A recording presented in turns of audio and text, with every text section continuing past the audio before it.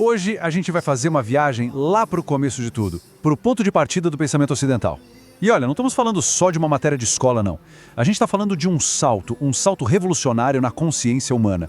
Aquele momento exato em que a gente parou de só viver no mundo para começar a questionar o mundo de um jeito totalmente novo. Para entender isso, pensem naquela cena clássica de 2001, Uma Odisseia no Espaço. Um osso, que era só um resto, de repente vira uma ferramenta. Essa é a metáfora perfeita para o nascimento da filosofia. A mente humana, que antes funcionava ali no instinto, na tradição, de repente se descobre como uma ferramenta poderosíssima. Uma ferramenta para entender, para questionar e, no fim das contas, para transformar a realidade. E para sacar essa revolução, a gente precisa voltar para a Grécia Antiga.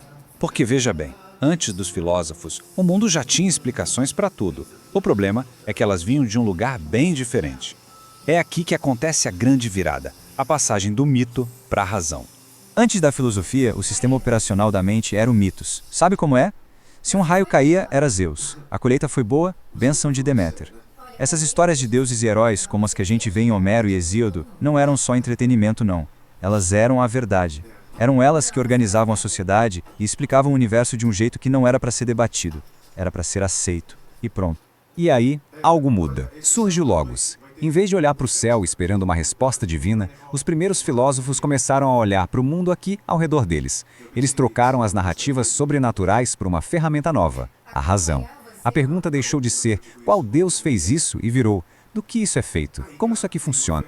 Esse contraste aqui no slide mostra o tamanho da revolução. O mitos dá pra gente uma cosmogonia, ou seja, uma história sobre a origem divina do universo. Já o Logos busca uma cosmologia, um entendimento racional de como o universo funciona. A gente sai de uma verdade que é revelada e inquestionável para uma verdade que precisa ser construída, debatida, defendida com argumentos. É basicamente a invenção do pensamento crítico. E com essa ferramenta nova, o Logos, nas mãos, os primeiros pensadores, que a gente hoje chama de pré-socráticos, se jogaram na primeira grande caça ao tesouro intelectual da história, a busca pela arché. A ideia por trás da arquia é ao mesmo tempo simples e, uau, monumental. Eles olhavam para essa diversidade incrível do mundo, pedra, planta, bicho, nuvem, e se perguntavam, será que tudo isso, lá no fundo, é feito da mesmíssima coisa? Qual que é o tijolinho fundamental de toda a realidade? O primeiro a dar uma resposta racional para isso foi Tales de Mileto, e a hipótese dele, a água. Pode parecer simples hoje em dia, mas pensem bem, a água é essencial para toda a vida. Ela muda de estado, sólido, líquido, gasoso, ela está em todo lugar. Foi uma conclusão baseada na observação e não num mito. É o Logos em pura ação. Aí veio o aluno do Tales, o Anaximandro, e foi além. Ele pensou, peraí, se a arqué fosse água, como é que ela poderia gerar o oposto dela, o fogo? Então ele propôs algo mais abstrato, o áperon, uma substância infinita, ilimitada, indeterminada, de onde os opostos como quente e frio, seco e úmido se separam para formar o mundo.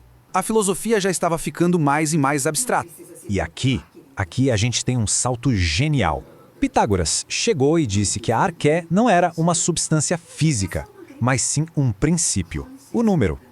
Para ele, a realidade não é feita de coisas, mas de relações matemáticas, proporções, harmonia. O universo é organizado porque ele obedece a leis matemáticas. Essa ideia de que a matemática é a linguagem do universo, nossa, isso mudaria tudo. Bom, essas primeiras investigações sobre a arqué acabaram levando a um debate ainda mais profundo. Uma verdadeira batalha de titãs que ia definir os rumos da filosofia para sempre. A questão agora era sobre a própria natureza da realidade. Vamos pensar nisso um pouquinho. Tudo ao nosso redor parece estar sempre mudando, né? As estações mudam, a gente envelhece, as coisas quebram. Mas, ao mesmo tempo, alguma coisa parece que fica. Uma árvore continua sendo uma árvore, mesmo quando perde as folhas. Qual dos dois é a verdade fundamental? A mudança ou a permanência? E para responder essa pergunta, a gente tem dois lados. De um, Heráclito, o filósofo do tudo flui. Para ele, a única coisa que não muda é a própria mudança. Do outro lado, Parmênides, que com uma lógica implacável vai dizer que o ser é um só eterno, imóvel e que essa mudança toda que a gente vê é só uma ilusão dos nossos sentidos. Essa frase do Heráclito é simplesmente brilhante. Não é só o rio que muda a cada segundo. Nós também mudamos. A pessoa que entra no rio pela segunda vez já não é a mesma que entrou da primeira. Para ele, a realidade não é um conjunto de coisas paradas. É um processo, um fluxo contínuo de vir a ser, o que ele chamava de devir. Já a frase de Parmênides parece um trava-línguas, mas é a base de uma lógica de ferro. O argumento dele é o seguinte: uma coisa não pode vir do nada e nem se transformar em nada. Se algo é, bom, ele simplesmente é. A mudança significaria que algo que é se torna algo que não era, e para Parmênides isso é logicamente impossível. É um argumento puramente racional contra a evidência dos nossos próprios olhos. Então, o ponto crucial aqui é de onde vem o conhecimento. Heráclito confia nos sentidos, que mostram para a gente um mundo que não para de mudar. Já Parmênides, ele despreza os sentidos. Ele diz que os sentidos nos enganam e que a gente só deve confiar na razão pura.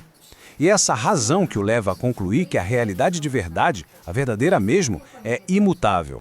Para explicar por que a gente vê mudança em todo lugar se a realidade não muda, Parmênides cria o conceito de doxa. Tudo que a gente percebe com os sentidos, cores, sons, movimento, tudo isso pertence ao mundo da doxa, da opinião. É só uma aparência, não é a realidade de verdade. E o oposto da doxa é a aletheia, a verdade. E essa verdade não dá para ver, não dá para tocar. Ela só pode ser alcançada pelo pensamento puro, pela razão, que ele chamava de nous. É a realidade do ser, que é único, eterno e imóvel. Essa separação entre aparência e realidade vai se tornar uma das questões centrais de toda a história da filosofia. Mas esse confronto épico entre Heráclito e Parmênides não foi o fim da história. Muito pelo contrário, foi o começo de uma conversa que já dura mais de 2000 anos e que chega, com certeza, até os dias de hoje.